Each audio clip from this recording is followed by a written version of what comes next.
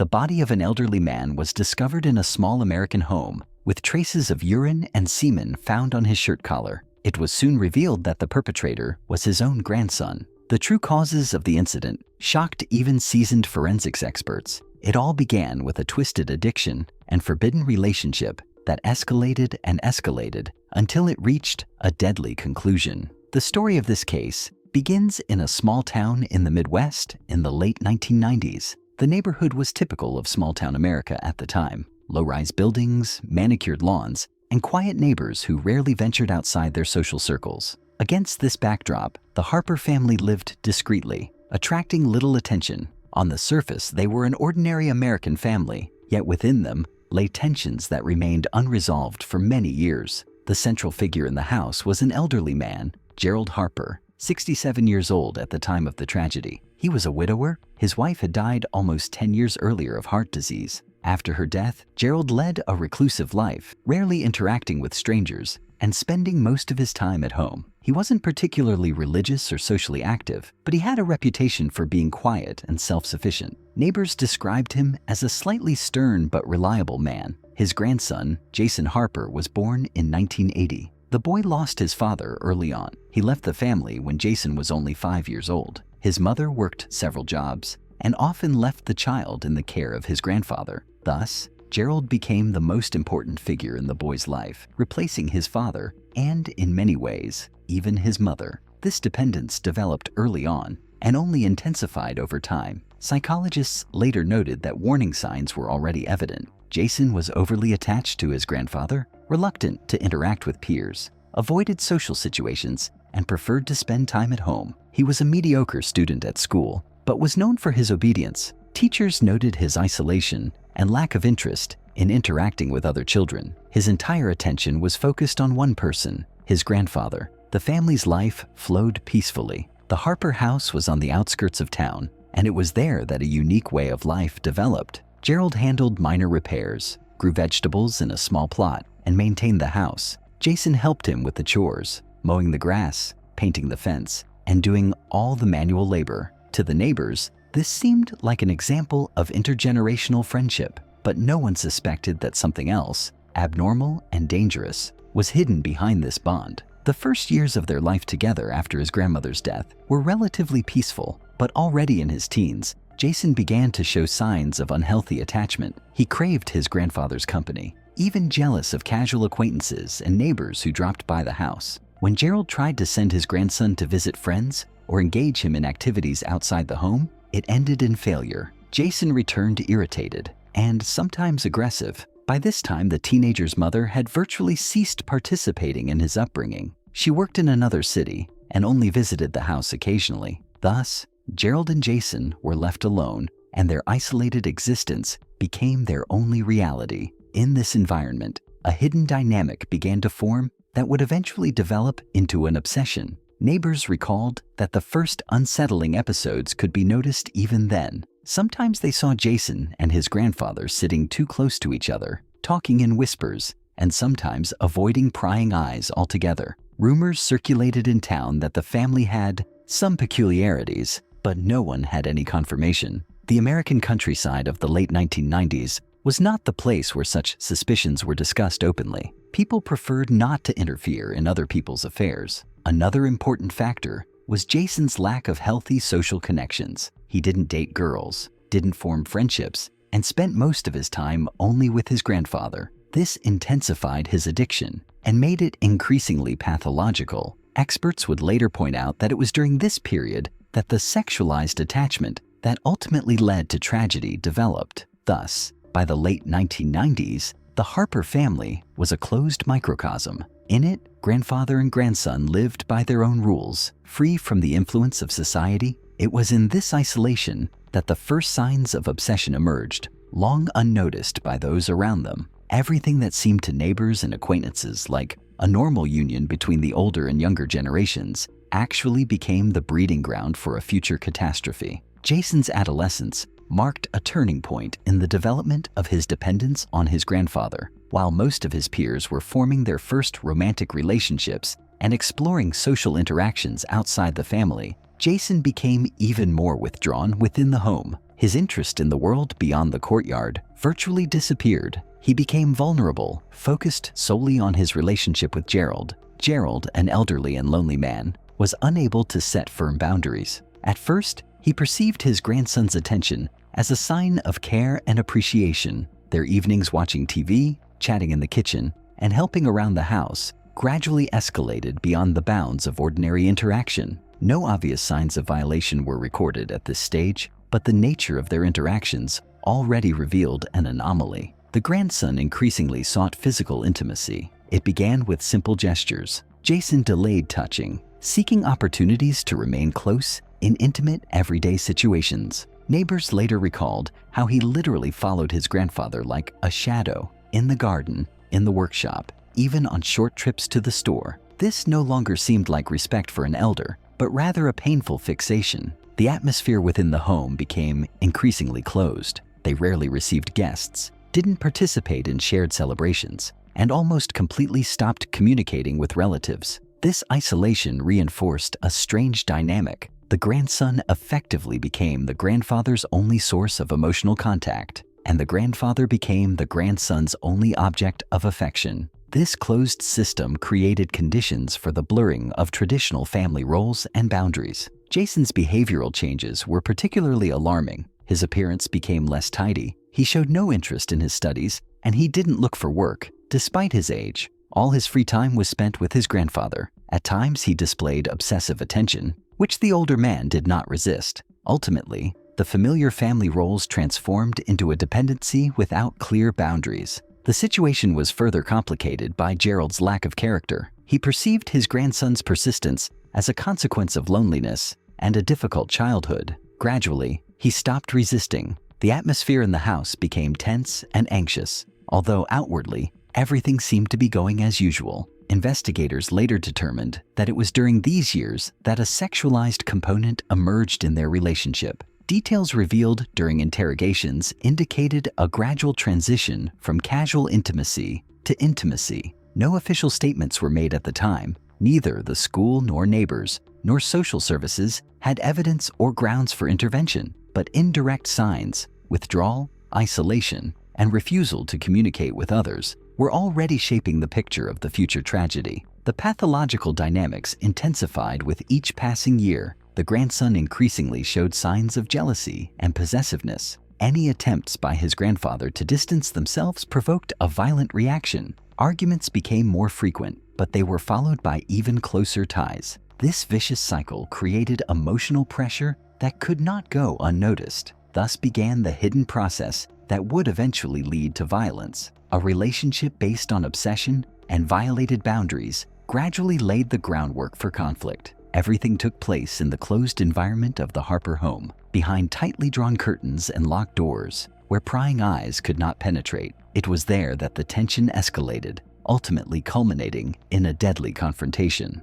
By the early 2000s, the relationship between Gerald and Jason had become completely isolated. The Harper home became virtually inaccessible to outsiders. Rare visits from his mother didn't improve the situation. Her grandson reacted to her appearance with irritation and latent hostility. Outsiders noticed only the outward signs of isolation: closed shutters, rare exits from the house, and withdrawal from social life. But internally, a process was unfolding that was gradually destroying both of them. By this time, the sexual component of their interaction was no longer hidden. The investigation would later establish that Jason perceived his grandfather as the object of his exclusive affection, which was not only emotional, but also obsessive physical. Any attempt by Gerald to limit their intimacy provoked aggression. He became vulnerable to his grandson's pressure and lacked both the strength and the will to resist. The relationship grew increasingly tense. Jason began exhibiting controlling behavior, monitoring his grandfather's every move, demanding constant attention, and limiting his interactions even to the rare occasional contact with neighbors. Any trivial matter, a conversation by the fence, a meeting at the store, caused outbursts of rage. This was no longer just affection, but a form of ownership in which his grandfather was perceived as a personal possession. The atmosphere within the house grew tense. Jason lost interest in work and school, devoting himself entirely to controlling his elderly relative. His behavior increasingly revealed jealousy, sometimes even hysterical. This escalated whenever Gerald attempted to distance himself, even partially. But each time, these attempts ended in a reconciliation, which only cemented the relationship even more deeply. The situation gradually spiraled out of control. Jason increasingly exhibited aggressive outbursts. He would smash furniture, scream, and cause scenes. His grandfather, instead of seeking help or limiting contact, continued to remain a passive participant. He was attached to his grandson, experiencing feelings of pity and guilt for failing to provide him with a fulfilling childhood. This mixture of emotions left him defenseless. The grandson's obsession became increasingly pronounced. He began to exhibit clear signs of a mental disorder, suspiciousness, obsessive thoughts, and a loss of control over angry outbursts. Psychiatrists would later characterize his condition as a paraphilic fixation, in which sexual desire became intertwined with feelings of dependence and a desire for absolute power over the object of desire. The isolation they lived in contributed to the development of a pathological scenario. No one from the outside could intervene. No one controlled what was happening. Neighbors, accustomed to the Harpers' isolation, had long since stopped paying attention to their behavior. To outside observers, they were simply a quiet family, but behind closed doors, a gradual disintegration was taking place. The atmosphere at home increasingly resembled a preparation for disaster. Jason refused to allow his grandfather to show any signs of independence. The elderly man became increasingly depressed, limiting contact, and effectively submitting to his grandson's will. Meanwhile, the internal tension didn't subside, but only grew. The grandfather felt tired and wanted to end the painful relationship, but fear of his grandson's reaction held him back from taking decisive action. Psychological pressure and sexual obsession created an explosive mixture. By the mid-2000s, Jason could no longer control his impulses. His jealousy and desire for power became dominant traits. Every day of their life together was marked by a hidden struggle. The grandfather tried to preserve the remnants of personal freedom, while his grandson increasingly tightened the vicious circle of control around him. This stage became a harbinger of a tragic denouement. The situation within the Harper household reached a new level of tension when the very possibility of peaceful coexistence became impossible. Everything was moving toward a critical point where hidden conflicts were destined to spill over and culminate in violence. By the mid-2000s, tensions in the Harper household had reached breaking point. The situation could no longer remain stable. The grandson's dependence on his grandfather had become a form of obsession, and the older man's resistance was becoming increasingly palpable. An internal conflict, hidden for many years, gradually came to the surface. The first signs of a turning point appeared when Gerald first spoke of the need for change. He felt physically exhausted and realized he could no longer withstand the emotional pressure and destructive atmosphere. According to investigators, it was then that his grandfather began limiting their time together, trying to be alone, rejecting requests for intimacy, and demanding greater independence from his grandson. These attempts became the catalyst for future violence. Jason perceived this as a betrayal. His possessive attitude toward his grandfather left no room for compromise. He began tightening his grip, not allowing the elderly man to leave the house unaccompanied, monitoring his phone calls and monitoring his every action. The atmosphere began to resemble a closed system, where the elder was effectively his grandson's prisoner. This confrontation grew more intense with each passing day. The climax came in the spring of 2005. One evening, a heated argument erupted between them. Gerald openly declared his intention to end the painful relationship and demanded that his grandson leave the house. This was the last straw. For Jason, these words signaled the destruction of his entire obsessive structure. His psyche couldn't bear the threat of losing the only object of his obsession. Events unfolded rapidly. Forensic examinations would later reconstruct the scene. A burst of rage, an attack, and the use of a knife from a kitchen drawer. The blows were delivered repeatedly and chaotically, indicating not cold calculation, but an uncontrolled impulse. Neighbors, hearing the screams, were unable to intervene. By the time the police arrived, it was all over. The crime scene shocked even seasoned investigators. The elderly man's body was found in the living room, surrounded by a significant amount of blood. The house's furnishings showed signs of a struggle: overturned furniture, scattered objects, and signs of violence. Spatter marks consistent with an intense attack were found on the walls and floor. All the details indicated that the murder was not simply an act of aggression, but the culmination of a long period of psychological addiction and sexual obsession. Jason himself was in a state of shock. He was detained near the scene. He offered no resistance, was disoriented, and his clothes and hands were covered in blood. Subsequent medical examinations revealed he had suffered a nervous breakdown and had not used drugs or alcohol. This confirmed the conclusion that the crime was the result of an internal explosion, not external factors. An inspection revealed that several days before the tragedy, there had been numerous conflicts between them. Neighbors recalled shouting, noise, and loud sounds in the house. No one dared intervene, dismissing it as ordinary family disagreements. But for the Harper family,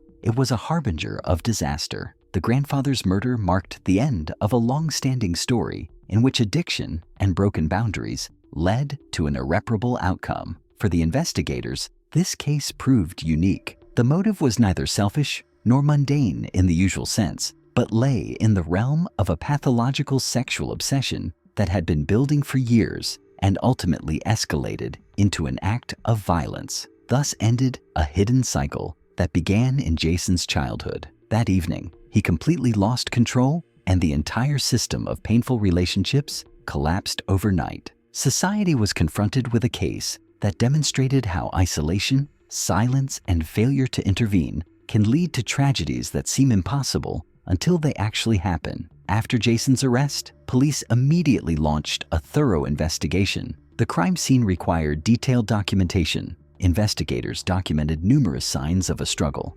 characteristic bloodstains on the furniture and floor, and handprints left in a state of panic. Forensic experts noted that the blows were inflicted with great force and without calculation, indicating a state of passion rather than a premeditated murder. Initial autopsies confirmed that death was caused by multiple stab wounds. The number of blows indicated an uncontrollable outburst of rage. A key detail was the location of the wounds. They were chaotic and lacked a single direction, ruling out the methodical nature typical of premeditated murders. The investigation immediately concluded that the crime was personal and emotionally charged. Interviews with neighbors helped piece together the events that preceded them. Several weeks before the tragedy, many had heard loud arguments, shouting, and loud noises in the Harper home, but no one reported the incidents to the police, as they were considered a normal family dispute. This fact would later become key to the experts' conclusions. The silent inaction of the surrounding community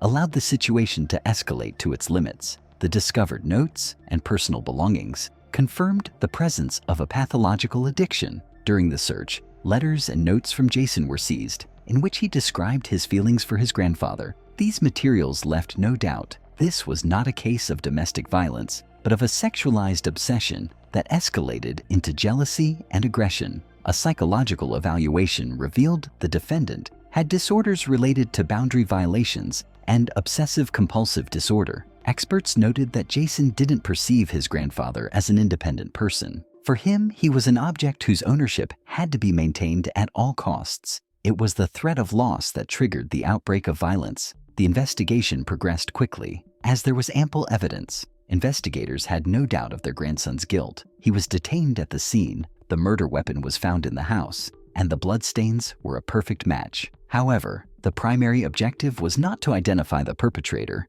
but to explain the motive. A case like this was rare for law enforcement and required careful analysis. By midsummer 2005, the investigation was complete. It had revealed a full picture of the tragedy: years of isolation, the destruction of social ties, the development of an obsession, and its culmination in murder. The case materials were submitted to court, where the question of not only punishment, but also the defendant's mental state would be considered. Thus, the investigation confirmed what seemed incredible. The murder arose not from money, inheritance, or domestic disputes, but from deeply distorted personal relationships that had been developing behind closed doors for decades.